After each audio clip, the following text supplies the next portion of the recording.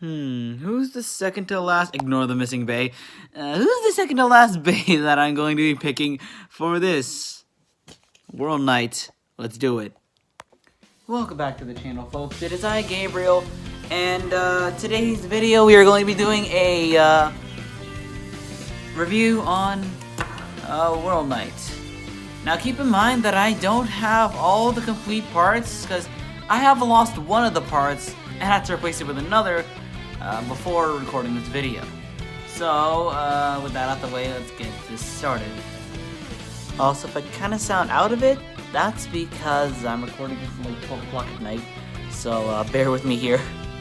So let's start off with the parts of the tip. More specifically, we're going to start off with the attachment, which is bounce. Oh, okay, the bounce driver actually did come with the original World Night, but with the Hasbro version, they actually made it a little taller, which kind of, you know, makes it better because it doesn't scrape. And the tip is kind of like the tip that came on Flame Sagittaria. Flash Sagittaria came with WD, but Flame Sagittaria came with the sharp tip, and this kind of gives me the vibes of Flame Sagittaria's sharp tip. Why do I keep saying Flash? And the second part, the driver is actually jaggy. Now, why am I showing a non-jaggy Q version of jaggy? Well, that's because I don't have the blue jaggy that came with the original World Night, because I lost it, and I don't know why, and I don't know where it is because let's be honest, my room is an absolute treasure trove of these Beyblade things, or the Beyblades that I have in my collection, and yeah, I don't want to keep checking for this, but yeah, jaggy is kind of a driver that's, you know, somewhat aggressive. It kind of reminds me of the Beyblade X drivers, because, you know, Beyblade X bits because of the gear rigid like pattern that they have. And moving on to the disc, we have the taper disc, or taper Q disc. Taper is honestly a decent disc at that, because it's really good for stamina. Even if I use this version of taper, it's still really good because of how round the bottom surface is, making it better for life after death. If it tilts, it still has something to you know, fall back on, which is what I kind of like about this disc. Now we move on to the layer. Moving on to the layer, we have the 3 separate parts that make up World Night. First, we're going to talk about the armor, which the armor is 2. I don't understand why they gave it a 2 armor. It really doesn't make sense because the 2 armor didn't come with Wind Knight. Wind Knight came with the 6 armor, which I do actually have, and I had it on before I recorded this clip, which I had to replace with this 2 armor, which actually did come with the original release.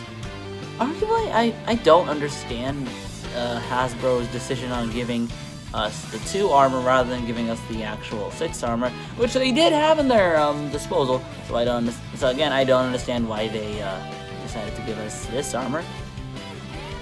Next part is going to be arguably the best part of this release, the Whirl blade. Even though it's hollow, you can't undermine how good this blade was at the end of the Hasbro Beyblade meta. In fact, I think if you could combine this with the bearing driver from the Deep Chaos Bay, or the Deep Kanox Bay, I think you could have made like a decent combination that would have rivaled Karatomi Bays. In fact, Whirl is one of the only blades that Hasbro made that wasn't terribly butchered by one of the only blades that Hasbro released that wasn't terribly butchered from its original Karatomi counterpart. It's smaller than the original Karatomi counterpart, but at least it's not terribly, you know, butchered from what it was. You could actually change out the chip, change out the core for whatever core you want. So it's just like the blade. The blade is overpowered. And we got the Knight chip. I'm gonna be saying this a lot with the Hasbro chips.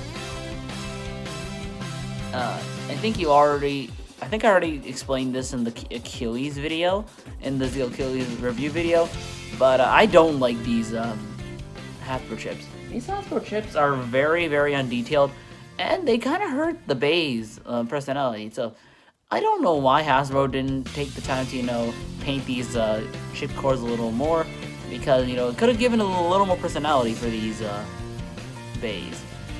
And yeah, it would have made the Bays look a lot more visually appealing, and it would have made people actually buy these things more, because, you know, the value is more or less based on the detail for me. Like, if a Bay looks good, I'm gonna buy it.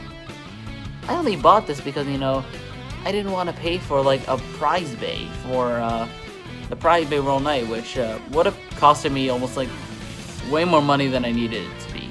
So yeah, that's why I decided to pick this one, which isn't too bad of a release, but I don't have deep K-Nox, so it's kind of a lose for me, because like I could make, you know, a good combination with the parts that I already have. Actually, I could have used the Drift SP driver actually, but I digress. So yeah, guys, overall that's my Whirl Knight review, and yeah, that's arguably this Bay is.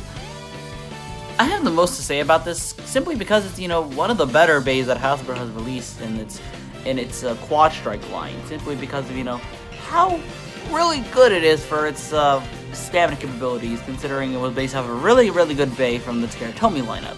So yeah, anyway guys, that's it. Thank you all for watching. Don't forget to subscribe to the channel. Tune in next time, and goodbye, folks.